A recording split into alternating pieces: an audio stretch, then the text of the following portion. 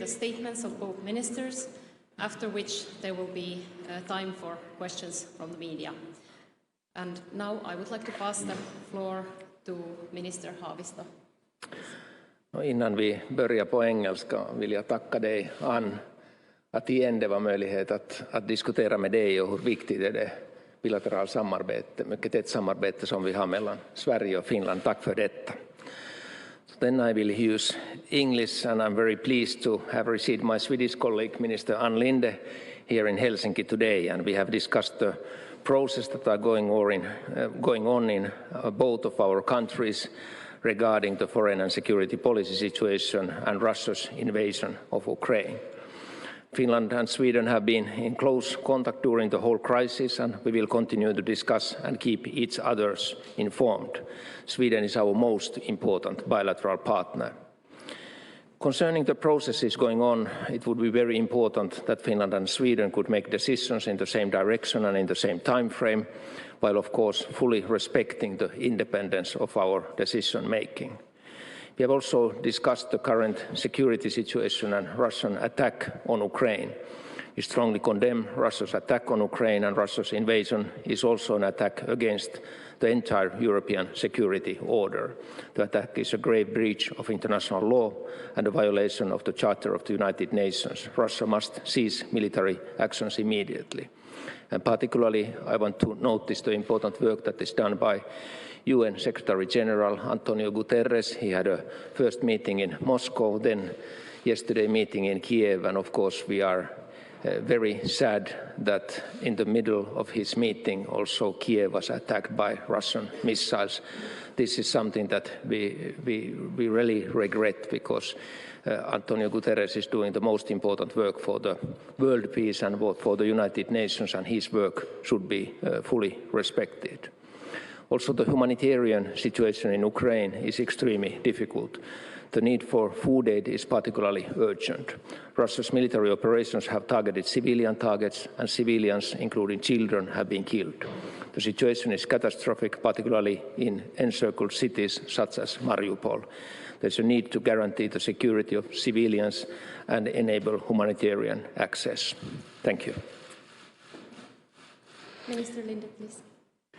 Jag vill också tacka dig, Pekka, för ett otroligt gott, men inte minst nu när vi har så oerhört viktiga diskussioner så är det viktigt att kunna ha en så nära och förtroendefull relation. And the Foreign Minister and Haavisto and I, we have had a very good meeting, as always. We will discuss the security situation in Europe, including Russia's ongoing aggression against Ukraine and how to continue to support Ukraine. Both Sweden and Finland support Ukraine in all different ways, humanitarian, military, politically, and we are both working hard to get even the sixth sanction package in EU. The 5th of May, there will be a pledging conference in Warsaw shared by Sweden and Poland, and we hope this also will bring more aid to Ukraine. I can also underline what Minister Haavisto is saying about the attack on Kyiv when the Secretary General of the United Nations was there. It was kind of an attack also on international right and the United Nations. But of course, we also informed each other regarding the security policy review process, both in Sweden and Finland. We are in constant touch and agree on the importance to continuously keep in very close contact about the current situation in each country. We were very pleased to welcome the Finnish Foreign Affairs Committee to Stockholm last week. Dialogue between all parliamentarians are very important. And Minister Haavisto took part in our first meeting with the deliberations that is going on under my chairpersonship with all the 8 parliamentary parties. The Swedish-Finnish bilateral relationship is, of course, uniquely broad, and it includes many different areas of cooperation. For instance, trade, economic cooperation, crisis preparedness, civil defense, as well as our extensive people-to-people contacts. And of course, we especially look forward to the state visit by President Niinistö in May, which will contribute to further development and close bilateral cooperation. And we were very happy to receive Prime Minister Sanna Marin when she presented also the report from the government to our Prime Minister. Thank you very much. Thank you very much, Minister Linde and Minister Haavisto. And now we move to the interactive part. You can ask your question from the room. Just wait for the microphone. We have first question there in the back. Please introduce yourself and also to whom the question is addressed. Janne Hopsu, MTV3 News. This is for Foreign Minister Linde. Finland is about ready to apply for membership in NATO. Will Sweden do that same thing and simultaneously with Finland? And if Sweden decides not to apply, what does it implicate for security of Sweden? Thank you. Well, we have not come to the conclusion yet in Sweden. We have this deliberation with all the political parties in the parliament. We decided a little bit different here. In Finland, the government did the analysis and then went to parliament. We brought in the parliamentary parties already in the beginning and is doing the analysis together. And this analysis will be ready the 13th of May. And until then, we will not have any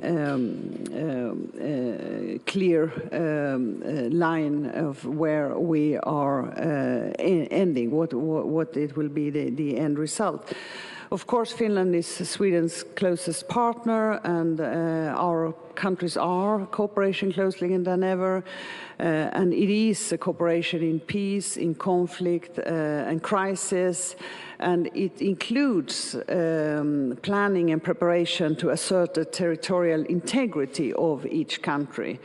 And this cooperation is extremely important, whatever decision. But of course, what Finland decides will very much affect what Sweden is going to decide, and we have that into our analysis. Next question here, please. Good afternoon, Lauri Nurmi from newspaper Iltalehti. Question to both foreign ministers. What kind of promises for military aid or military support you have got from the member states of NATO? I mean, security guarantees in practice, not legally binding, but in practice. And could you please tell us something concrete, and which countries have promised to support us if we apply NATO membership? Thank you. Well, if I start, thank you for the question. Of course, we are currently at the stage that we are informing EU member states, NATO member states, also other countries about our process, and telling that this process can end to the situation that Finland and Sweden will apply for the membership. And before you are accepted as a member, there is a process of 30 NATO member states has to ratify the agreement, and this will take time in their parliaments, maybe 4 months, up to 12 months, depending on the rapidness of the parliamentary processes. And of course, that is a period where you have to rely to your own security, to rely your own defense forces and so forth. You are not yet under the NATO Article 5. Of course, NATO as such has an interest that when some country applies for the membership, and NATO has the open door policy, from their side also certain interest to defend that open door policy, that it's not disturbed by some other third factor. At the same time, when we are part of the European Union, of course, many European Union countries nowadays underline the 42.7 article, and this is something, those discussions are anyhow all the time ongoing. We have the strategic concept or compass by European Union, and there are security steps also which are taken under the 42.7 article. So this is more general, and on those issues that are country-specific, what kind of support or other countries can give, this is up to those countries then to announce when they think that is the right time. Thank you. Well, Minister Haavisto told it so eloquently, so I have nothing to add. I support it fully. Thank you, Ministers. Next is there in the back. You have the floor. Tuomas Savonen, Finnish News Agency. Many people have been worried about this so-called grey period or grey zone between leaving the application for the NATO membership and becoming an actual member. Are Finland and Sweden planning for some kind of joint measures to counter possible influences by, for example, Russia to Finland and Sweden during this so-called grey period or grey zone? And if these measures are planned, what kind of measures are being planned? Well, I can say that the answer to that is what Minister Haavisto just said, and that there is no other country that has so strong cooperation between each other outside NATO than Sweden and Finland has. And we have even operation planning. It also goes for crisis and conflict situations. So that is some kind of cooperation that we already have. Maybe to add to that, fully agree what Minister Linde said, that we already have ongoing cooperation, and of course if our security environments comes more challenging, of course we can add that bilateral planning, and it includes all sectors on military cooperation. The Finnish and Swedish military cooperation and security cooperation is very deep and is ready to respond to many kinds of threats.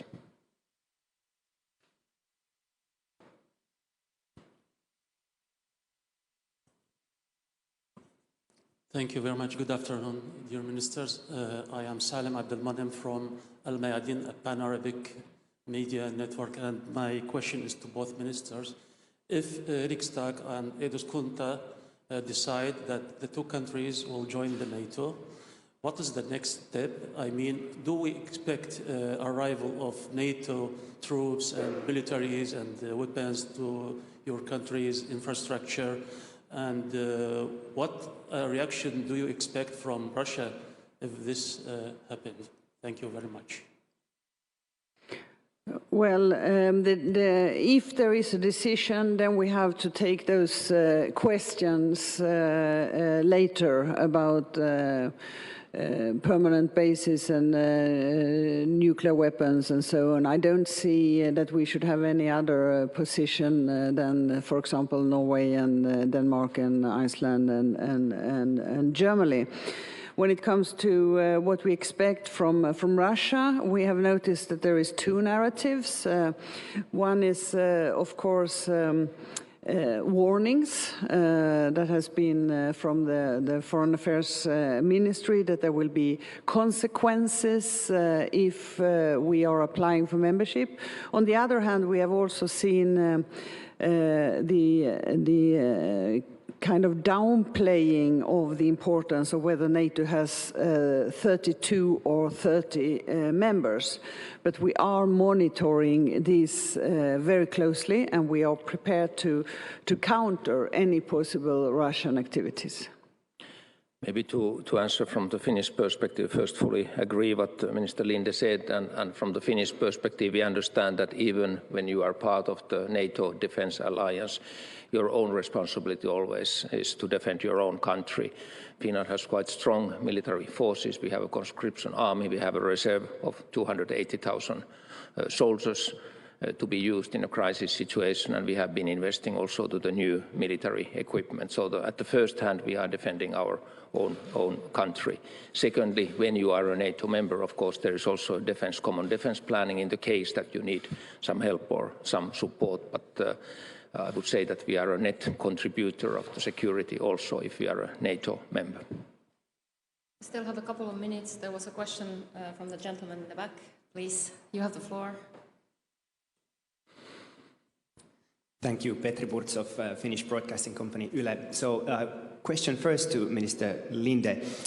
Do you expect there to be difficulties in ratifying Finland's and Sweden's NATO application in terms of NATO member countries, possibly extracting political favors? We saw this week, for example, the Croatian president setting conditions on Finland's membership. And then a question to Minister Haavisto. You already condemned the Russian strike in Kiev yesterday, close to Secretary General Guterres' hotel. How do you think the international community should respond to this? Thank you. Well, thank you. Of course, every time when there is a ratification process in national parliament, anything could happen. Ask me, who have been a trade minister. It's always come up issues that has no connection at all with the process. Like, for example, what happened last week with the Croatian president who put two issues together that has no connection at all. And we have to be prepared with that. But having said that, in all the talks we have had and also what the NATO Secretary General has had, I and Minister Haavisto has met him now several times for discussions. The overall impression is that if Sweden and Finland apply, there will be it will be positively received by the NATO members, not the least because Sweden and Finland would then be net contributor of security. Thank you for the other question regarding the strike against Kiev, close to the Secretary General's location and hotel. I think there should be two reactions. One, first reaction, the admiration of the work that Secretary General is doing in the most difficult conditions. He's traveling both to Moscow and to Kiev to try to find peaceful solutions and particularly try to find a safe passage for people who are locked now in Mariupol under an extremely difficult situation. And the second reaction, of course, should be discussions in the Security Council, where Russia is a permanent member of the Security Council, to guarantee the safety of the UN people and particularly the Secretary General and his staff in all circumstances, that at least the Security Council member and member states should not pose a threat against the work that Secretary General is doing. We still have time for one last question. Yes, please. Tuomas Savonen, Finnish News Agency. Between Finland and Sweden there is a demilitarized group of islands called Åland. How worried are you about Åland Islands at this time of European history, since it's demilitarized and Russian troops could, for example, paratroopers, could reach it in just a few hours. So how worried are you about the situation in Åland at the moment? Well, of course, when we look at the security situation around the Baltic Sea, we have to look all those areas that could be under hostile military influence. Finland is responsible for protecting Åland Islands. We are responsible for protecting the demilitarization of the islands. We are responsible to protect the neutrality of the islands during the possible time of conflict and war. And we have our plans for that protection. I think if Finland would apply NATO membership, it doesn't mean any change on the status of the Åland Islands or any challenge to international agreements. There are demilitarized areas also currently in the NATO, so this debate is not acute at this moment. Nothing to add. Thank you very much, Minister Linde and Minister Haavisto. Our time slot has come to an end, and thank you all journalists for your interest and questions. The press conference is closed. Have a nice afternoon. Thank you.